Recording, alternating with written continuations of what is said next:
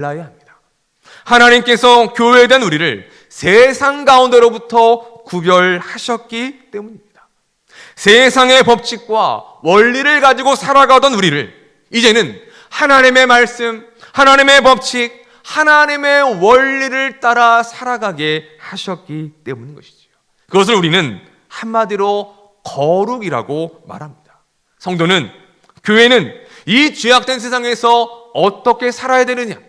하나님의 원리와 하나님의 법칙을 따라 하나님의 거룩함을 드러내는 공동체가 되어야 한다는 것이죠. 오늘 우리는 교회와 성도가 그러한 거룩함을 드러내기 위해 필요한 힘, 능력에 대해서 생각해 보고자 합니다. 무엇이 우리가 가져야 될 힘인지, 무엇이 우리가 가져야 될 능력인지를 생각해 보고 그 힘과 능력이 무엇을 의미하는지 오늘의 말씀을 통해서 은혜를 나누고자 합니다. 자, 첫 번째로 우리가 알아야 될 것은 교회와 성도가 가져야 될 힘과 능력은 무엇인가 하는 것입니다. 우리 사도행전 1장 8절 말씀 함께 읽겠습니다. 시작. 오직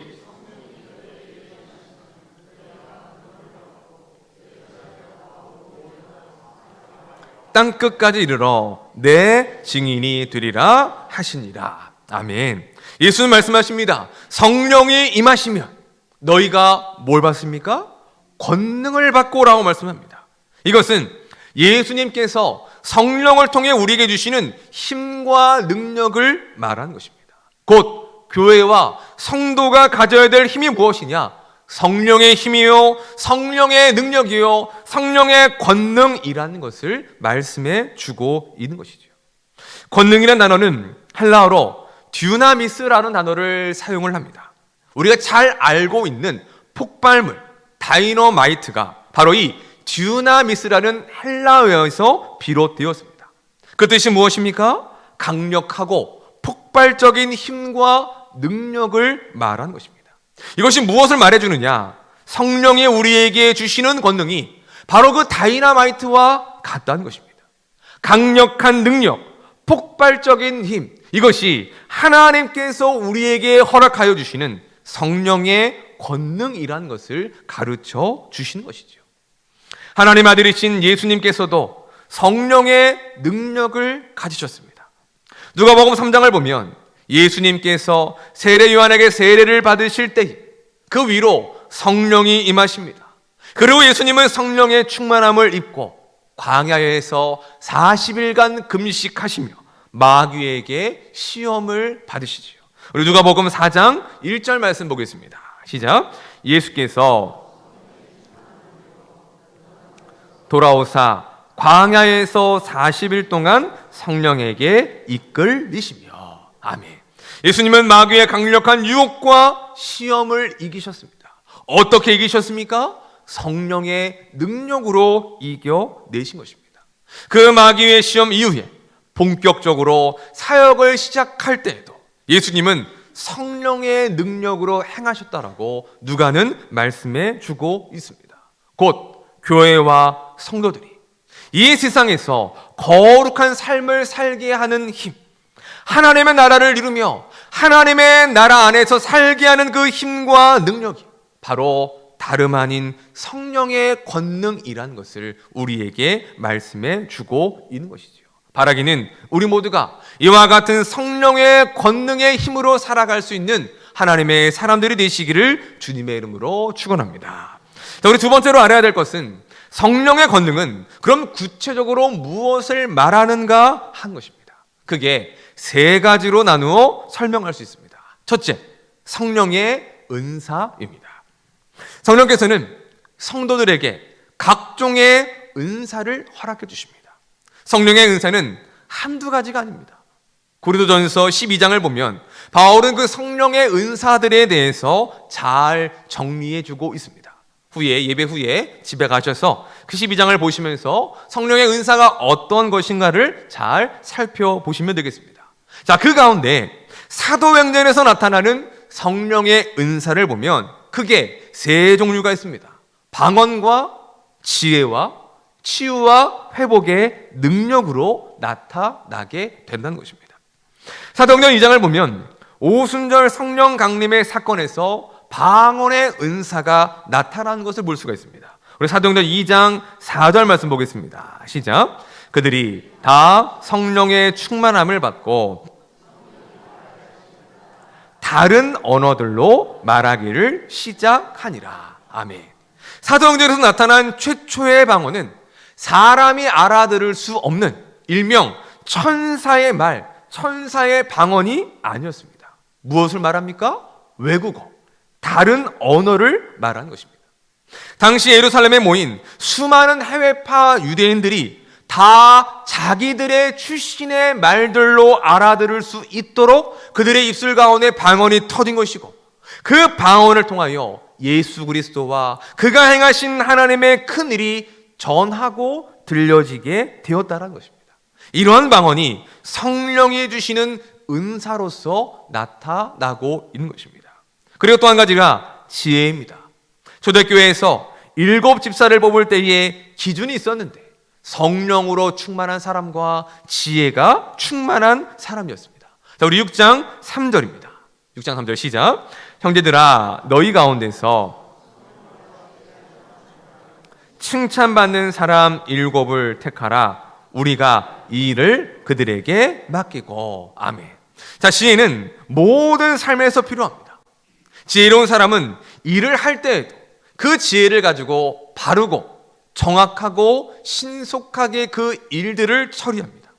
또 지혜로운 사람은 사람을 대할 때에도 상대방의 마음을 헤아리고 또한 배려하며 그의 마음이 어떻게 하든지 상하지 않도록 합니다. 말 한마디로 사람의 마음을 움직이게 하는 힘, 위로하고 힘을 줄 수 있는 것이 바로 지혜로운 사람의 특징인 것이죠. 그런 의미에서 교회의 일꾼을 지혜가 충만한 사람으로 뽑은 것입니다. 단순히 일만 잘하는 사람이 아니라 교회 안에 속해져 있는 모든 성도들을 잘 돌보고 헤아리며 그들의 마음이 상하지 않도록 그들의 마음을 위로하고 힘을 주는 그와 같은 힘이 바로 이 지혜로부터 나오게 되기 때문인 것입니다. 그리고 그 지혜는 어디로부터 옵니까? 성령으로부터 온 것이지요. 성령 충만함이 곧 지혜의 충만함으로 성령이 주시는 은사가 지혜인 것을 말씀해 주고 있는 것입니다. 마지막으로 치유와 회복입니다. 성령의 은사를 받은 이들은 병든 자를 고치고 죽은 자도 살리는 놀라운 치유와 회복의 역사를 이루었습니다. 베드로와 요한은 성전 리문에 앉아있다 나면서부터 걷지 못했던 자를 일으켜 줍니다. 또 베드로는 죽었던 도르가라는 여인을 다시 살려냅니다. 사도 바울도 가는 곳마다 귀신을 쫓아내고 병든 자를 낫게 합니다. 다락에서 말씀 듣다가 졸아 떨어진 죽었던 유두고를 다시 살려내는 역사를 일으키기도 했습니다. 베드로와 바울이 능력이 있다라는 것을 말하는 것이 아닙니다. 그들이 성령으로 충만했고 성령이 주신 은사를 통하여 그와 같은 사역들을 감당해냈음을 보여주고 있는 것이지요. 치유와 회복, 이것들도 성령의 권능이라는 것을 말씀해 주고 있는 것입니다. 이런 성령의 다양한 은사가 바로 사도행전에 나타난 성령의 권능인 것입니다. 자, 그러면 두 번째는 예수님을 알고 믿게 하는 능력이 바로 성령의 권능입니다. 성령께서 하시는 중요한 일 중에 하나는 예수님이 누구이신가를 알게 하고 믿게 하시는 일입니다. 그래서 성령을 진리의 성령이다라고 말하고 예수님의 영이다라고 성경이 표현하고 있는 것입니다. 자, 우리 요한복음 15장 26절 말씀을 보겠습니다. 시작. 내가 아버지께로부터 곧 아버지께로부터 나오시는 진리의 성령이 오실 때에 그가 나를 증언하실 것이요. 아멘. 자, 예수님은 성령을 보혜사 그리고 진리의 성령이다라고 말씀하십니다. 보혜사라는 것은 돕는 자라는 뜻을 가지고 있습니다. 진리의 성령이라는 것은 성령께서 우리에게 진리를 알고 그 진리를 깨닫게 하신다는 것이죠. 그러면 무엇이 진리이겠습니까? 예수님이 이렇게 말씀하십니다. 내가 곧 길이요 진리요 생명이니 나로 말미암지 않고는 아버지께로 올 자가 없느니라라고 말씀하십니다. 곧 성경에 우리에게 말씀하고 있는 유일한 진리는 누구이십니까? 예수 그리스도가 바로 진리이신 것이지요. 그 성령님은 우리에게 진리이신 예수님을 바르게 알게 합니다. 그리고 진리 되시는 예수님을 믿게 하시기 위하여 우리 안에서 늘 도우시는 일들을 감당하고 계신다는 것입니다. 그래서 성령이 아니고서는 우리는 예수님을 알 수가 없습니다. 성령이 아니고서는 예수님을 주라 시인하거나 고백할 수도 없게 된다는 것이죠. 여러분 생각해 보십시오. 우리 가운데에 예수님을 직접 본 사람이 있습니까? 예수님의 십자가와 예수님의 삶과 예수님의 죽음과 부활을 직접 보시고 예수님의 음성을 들으신 분이 계십니까? 아무도 없습니다. 그런데 어떻게 예수님을 여러분은 믿고 계십니까? 어떻게 예수님의 죽음과 부활을 확신하며 그분이 하나님의 아들이 되심과 우리의 유일한 구원자가 되심을 인정하고 믿으십니까? 신기하지 않습니까? 우리는 의심이 많습니다. 도마만 의심하는 것이 아니라 우리도 끊임없이 의심하는 사람들입니다. 세상의 거짓인 난무하기에 내가 직접 보거나 듣거나 보아야 확인해야 믿을 수가 있습니다. 그런데 보지도 못한 예수님의 음성 한번 듣지 못한 우리는 그분을 믿고 있다는 것입니다. 지금 주일에 함께 모여 주 되신 예수님을 함께 예배하고 있는 것이죠. 어떻게 설명할 수가 있겠습니까? 우리가 믿은 것이 아니라 우리 안에 계시는 성령께서 우리에게 예수님을 알고 믿게 하셨기 때문인 것입니다. 예수님에 대한 확신을 끊임없이 그 확신이 흔들리지 않도록 날마다 우리 안에서 확인시켜 주시고 그 믿음을 우리에게 주시는 성령의 도우심이 있기에 가능한 일이 된다는 것입니다. 사도들을 보십시오. 그들은 마가의 다락방에 있었습니다.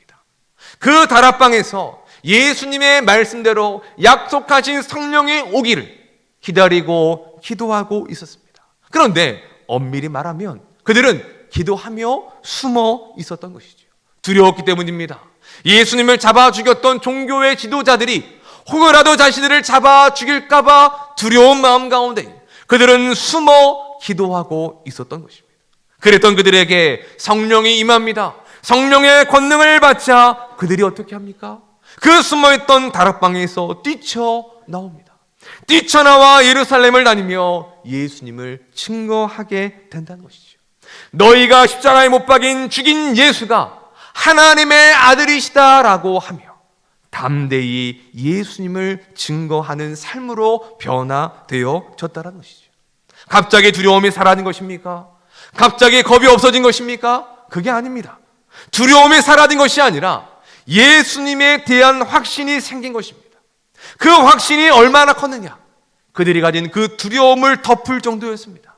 여전히 두려운 상황이 있지만 그럼에도 예수님에 대한 확신이 너무나 커서 그 두려움을 이길 만큼 그 예수님을 담대히 증거하는 삶으로 나아가게 되었다는 것입니다. 예수님을 알고 믿어 죽음의 두려움까지 덮어버릴 수 있는 그 확신을 주시는 능력, 바로 이것이 성령께서 우리에게 주시는 성령의 권능인 것입니다. 마지막으로 세 번째는 헌신의 능력입니다. 예수님께서 공생애를 시작하실 때에 가장 먼저 세례 요한에게 세례를 받으시죠. 그런데 세례는 누가 받습니까? 죄인된 인간이 받는 것이 세례입니다. 세례를 통하여서 내가 주님 안에서 죄의 사함을 받았고 새롭게 되었다라는 것을 믿음으로 공포하는 예식이 바로 세례인 것입니다. 그래서 우리는 때마다 세례를 집례하고 있습니다. 그것을 천국의 잔치로 비유합니다. 왜요? 죄인 한 사람이 회개하여 하나님의 나라가 이루어지는 놀라운 구원의 현장이 바로 세례의 현장이기 때문이죠. 그런데 예수님은 죄가 있으십니까? 없으십니까? 없으시죠. 바꿔 말하면 예수님은 세례받을 이유가 전혀 없으신 것입니다. 그럼에도 예수님은 세례 요한의 만류를 뿌리치고 세례를 받으십니다. 이것이 무엇을 의미하는 것일까? 이에 대해서 이재철 목사님은 이렇게 설명합니다. 제가 읽어드리겠습니다. 그것은 인간을 위해 이 땅에 오신 인간에 대한 성자 하나님의 헌신을 공포하는 행위입니다. 성육신 자체가 예수님의 헌신이었고 자신의 생명까지 십자가에 내어놓은 것도 예수님의 헌신입니다. 그 헌신의 첫걸음으로 예수님께서 세례를 받으신 것입니다. 무엇이라고 설명합니까? 그 세례를 받는 것 자체가 우리를 향한 예수님의 헌신의 공포라는 것이죠. 예수님은 자신이 그 헌신을 삶을 위해서 이 땅에 오셨다는 것을 세례를 통하여 보여주신 것입니다. 그리고 예수님이 세례를 받으실 때에 하늘이 열리고 성령이 임하시지요. 우리 누가복음 3장 21절 22절 말씀 보겠습니다. 시작. 백성이 다 세례를 받을세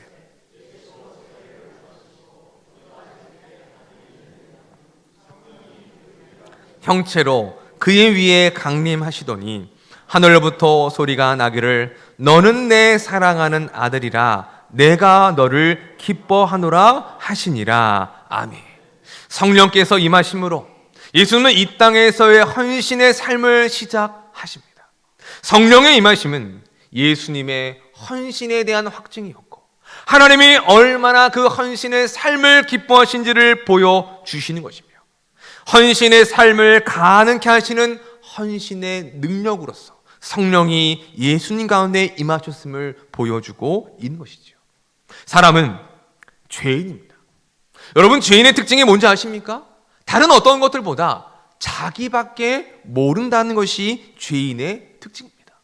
자신을 위해서라면 뭐든지 할 수 있지만 타인을 위해서라면 아까워하는 것이 죄인의 모습입니다.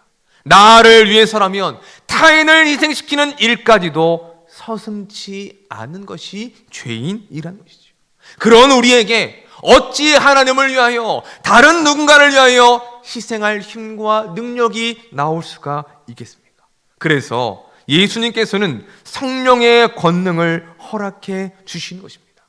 그 권능을 통하여 우리가 예수님처럼 헌신의 능력을 가지고 살아갈 수 있는 삶이 되게 하시는 것입니다. 더 이상 나를 위한 삶이 아니라 예수님을 위하는 삶으로, 하나님의 나라를 위하는 삶으로, 타인을 위하는 헌신의 삶을 살게 하시는 것이죠. 사도행전에서 우리는 아름다운 헌신의 사건들을 많이 찾아볼 수가 있습니다. 그 가운데 하나가 자신의 것들을 내어놓아 각 사람의 필요를 따라 나누어 주는 것입니다. 여러분, 헌신에 있어서 가장 중요한 것도 가장 먼저 나온 것이 뭔지 아십니까? 내가 가진 것을 나누어 주는 것. 그게 바로 헌신의 삶의 시작이라는 것이죠. 초대교회 공동체가 그러했습니다. 내 것을 내놓아 각 사람의 필요를 따라 나누어 주는 헌신의 삶이 그들 공동체 안에 있었다는 것이죠. 더 놀라운 것은 이것입니다. 우리 사도행전 4장 32절 말씀을 보겠습니다. 시작. 믿는 무리가 한 마음과 한 뜻이 되어 자기 재물을 조금이라도 자기 것이라 하는 이가 하나도 없더라. 아멘. 여기 보니까 뭐라고 말씀합니까? 자기 것을, 자기 재물인데 자기 것이라고 하는 이가 하나도 없었다라고 말하고 있습니다. 저희가 지난주에 잠시 살펴봤던 우리 최민수 씨 부인의 이야기, 뭐라고 말합니까? 네 것도 내 거고 내 것도 내 거야. 내 남편 것도 내 거고 우리 것도 내 거고, 심지어는 다른 사람의 돈과 다른 사람의 것들도 내 것이라고 여기며 그것을 횡령하고 그것을 가져다 쓰는 것이 사람의 모습입니다. 그런데 초대교회 안에는 어떤 일들이 벌어집니까? 내 것인데, 내 재물인데 내가 힘써 모아놓은 그 재물들을 내어놓으며 자기 것이라 하지 않았다는 것이죠. 이것이 무엇입니까? 헌신이라는 것입니다. 가난한 이들을 위해서, 하나님의 나라와 교회를 위해서 자신이 가진 것을 내 것이 아니라 하나님의 것으로 여기며 아낌없이 내어주는 헌신의 삶, 헌신의 능력으로 충만했던 그 초대교회 공동체의 모습을 보여주고 있는 것이죠. 이와 같은 헌신의 능력이 바로 성령께서 우리에게 주시는 권능이라는 것을 가르쳐 주고 있는 것입니다. 정리해 보겠습니다. 성령의 권능은 그 구체적으로 세 가지를 의미합니다. 첫째가 무엇입니까? 성령의 은사입니다. 두 번째는 예수님을 알고 믿게 하는 능력입니다. 셋째는 헌신의 능력입니다. 오순절 성령 강림의 사건으로 함께 모인 이들에게 성령이 임하시고 그들이 성령의 권능을 받았습니다. 그 권능을 받은 그들이 무엇을 했습니까? 성령의 은사인 방언을 받아 외국어로 예수님을 증거했습니다. 어떤 핍박 속에서도 내가 믿고 있는 그 예수님을 담대히 증거했고 예수님과 하나님의 나라를 위하여 자기의 삶과 시간과 물질을 아낌없이 헌신하며 드리는 아름다운 헌신의 모습을 보여주고 있다는 것이죠. 그 결과가 무엇입니까? 교회의 부흥이었습니다. 구원받는 자들이 많아지고 하나님의 나라가 확장된 것입니다. 더 나아가 세상이 그들을 통하여 나타난 성령의 권능을 보고 두려워하고 놀라게 됩니다. 사람들이 많이 모여서가 아닙니다. 교회 안에 돈이 많아서가 아닙니다. 그들이 행하는 일들을 통하여 그들이 놀라게 된 것이지요. 무엇을요? 그들이 칭찬하며 그들이 섬기는 그 모든 일들을 통하여 교회와 성도들을 칭찬하고 칭송하는 일들이 벌어지게 되었다는 것이지요. 성령의 권능이야말로 진정한 교회의 힘이라는 것을 가르쳐 주고 있는 것입니다. 여러분, 이 땅의 교회가 성도된 우리가 가져야 될 힘이 무엇입니까? 능력이 무엇입니까? 돈이 아닙니다. 권력도 명예도 아닙니다. 얼마나 많은 숫자가 모였느냐, 얼마나 되었느냐 이것도 아닙니다. 이것을 힘이라고 생각해서는 절대로 안 되는 것이죠. 우리는 무엇을 가져야 합니까? 교회가 가져야 될 힘은 성령의 권능인 줄로 믿습니다. 성도가 가져야 될 능력은 성령의 권능인 줄로 믿습니다. 그 성령의 권능으로 우리 되시는 예수님을 증거하는 것, 그것이 교회의 존재의 목적이며 사명이라는 것을 우리는 기억해야 하는 것이죠. 자, 그렇다면 이제 정말 중요한 질문이 남았습니다. 성령의 권능을 가졌던 그 초대교회 공동체가 놀랍도록 하나님의 일들을 이루어가는 현장을 우리는 계속해서 볼 것입니다. 그렇다면 과연 우리는 어떠하느냐라는 것이죠. 과연 우리에게는 이런 성령의 권능이 나타나고 있습니까? 성령의 은사와 예수님을 알고 믿게 하는 능력이 또한 우리의 삶 가운데에 헌신의 능력이 나타나고 있습니까? 나타나고 있지 않다면 그 이유가 무엇이겠습니까? 사도행전의 성령님과 지금 우리가 받은 성령님이 다르기 때문입니까? 그때에는 강력한 성령이셨는데 지금은 뭔가 연약한 성령이기 때문입니까? 그렇지 않습니다. 그들이 받은 성령이나 우리가 받은 성령이나 동일한 성령이십니다. 왜냐하면 하나님은 영원하신 분이시기 때문이죠. 문제는 우리에게 있는 것입니다. 즉 우리가 성령님의 다스림에 순종하느냐, 성령님께 우리의 삶을 온전히 내어 맡기느냐에 따라서 성령의 권능이 놀랍도록 나타나기도 하고 성령의 권능이 나타나지 않는 삶도 있을 수가 있다는 것입니다. 이것을 우리는 성령의 충만이라고 말합니다. 우리가 성령으로 충만할 때에 성령의 은사가 나타납니다. 성령으로 충만할 때에 우리는 예수님을 깊이 알고 믿게 되는 것입니다. 성령으로 충만할 때에 헌신의 능력으로 헌신의 삶을 살 수 있게 되는 것입니다.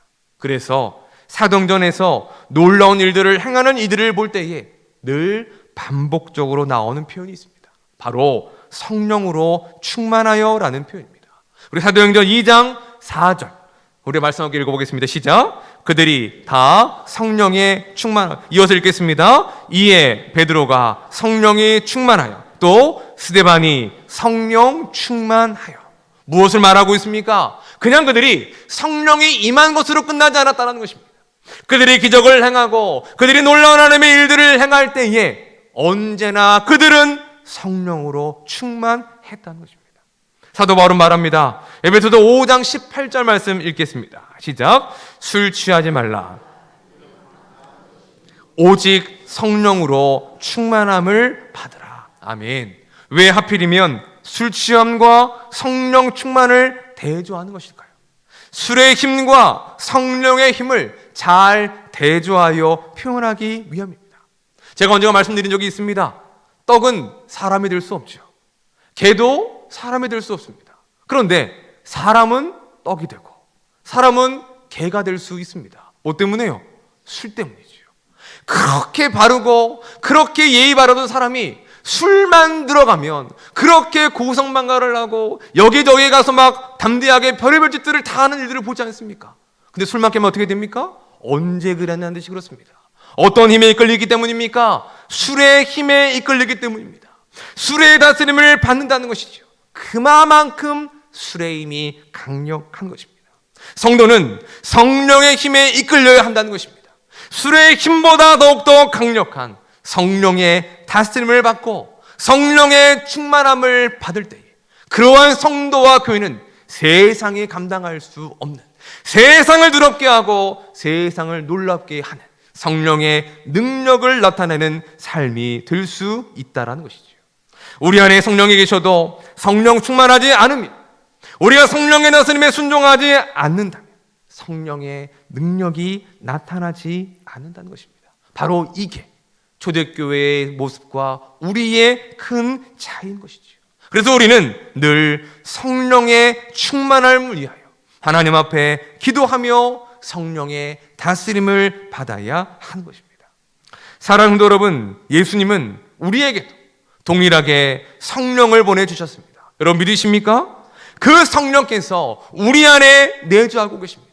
보혜사로서 진리의 영으로서 우리 안에서 우리의 믿음을 확신시켜 주시며 우리 안에서 우리의 삶을 이끌어 가실 수 있는 그 모든 준비를 끝내고 계신다는 것입니다. 그 말은 우리도 초대교회와 그 모든 성도들과 같이 성령의 권능으로 살아갈 수가 있다는 것입니다. 무엇을 구하면 됩니까? 성령의 충만함을 구하면 되는 것입니다. 성령께서 우리를 다스려 주시도록 순종해야 하는 것입니다. 성령 하나님께 우리의 삶의 주인된 자리를 내어드리고 성령께서 이끄시고 우리의 삶을 사용하시도록 맡길 때에 성령으로 충만한 성령의 권능으로 살아가는 우리의 삶이 될 수가 있게 되는 것입니다. 바라기는 우리 모두가 성령의 권능을 받고 누릴 수 있는 삶이 되시기를 주님의 이름으로 축원합니다. 성령의 다양한 은사가 나타나고 예수님을 알고 믿게 하는 능력으로 충만하여 담대히 예수님을 증거하고 예수님을 위하여 하나님의 나라를 위하여 마음껏 헌신하며 나아가는 삶이 되시기를 주님의 이름으로 축원합니다. 말씀을 읽겠습니다. 베테랑이라는 영화가 있습니다. 황정민 씨가 강력반 형사로 나와 부정과 부패 세력과 맞서 싸우는 통쾌한 액션 영화입니다. 경찰로서 형사로서 수사를 하면 할수록 이 경찰 내부에도 이 검은 돈을 먹은 세력들이 있다는 것을 알게 됩니다. 그 비리 경찰을 붙잡고 황정민 씨가 이런 대사를 합니다. 야, 우리가 돈이 없지 가오가 없냐? 야, 우리가 돈이 없지 가오가 없냐? 여기까지 대사입니다. 자, 우리가 최소한 쪽팔리지는 말아야지 라고 이야기를 합니다. 언제부터 교회가 돈을 추구했습니까? 언제부터 교회가 권력과 명예를 추구했습니까? 언제부터 교회가 숫자를 가지고 영향력을 행사했습니까? 그것을 쫓는 그 순간부터 교회는 오히려 힘을 잃어버린 것입니다. 교회는 돈이 없어도 성령의 권능이 있으면 되는 줄로 믿습니다. 교회는 권력과 명예가 없어도 성령의 권능이 있으면 되는 것입니다. 몇천 명, 몇만 명이 모이는 것이 중요한 것이 아니라 모인 성도 한 사람 한 사람이 성령의 충만함을 입어 성령의 권능으로 살아간다면 하나님의 나라가 이루어지는 것이고 하나님의 뜻이 우리를 통하여 이 땅 가운데 이루어지는 놀라운 능력의 삶으로 나아갈 수 있게 될 것입니다. 사랑하는 여러분, 우리 모두가 이러한 성령의 권능을 회복할 수 있기를 주님의 이름으로 축원합니다. 날마다 성령의 충만함을 구하십시오. 성령의 이끄심과 다스리심에 순종하십시오. 성령께서 여러분의 삶 가운데에 놀라운 권능을 허락해 주실 것입니다. 성령의 다양한 은사와 예수님을 알고 믿게 하는 능력과 헌신의 능력을 우리에게 부어주심으로 우리를 통하여, 우리의 사는 공동체를 통하여 하나님의 크신 역사를 이루실 것입니다. 우리 모두가 세상이 추구하는 힘, 돈, 명예, 권력을 쫓는 것이 아니라 오직 성령의 권능으로 하나님의 나라를 이루어가는 신실한 증인들이 되시기를 주님의 이름으로 간절히 축원합니다. 기도하겠습니다. 거룩하신 하나님 아버지, 세상은 힘의 원리로 돌아가고 있습니다. 돈이, 권력이, 명예가 힘이 되어 그 힘을 가진 이들이 군림하고 있는데, 안타까운 것은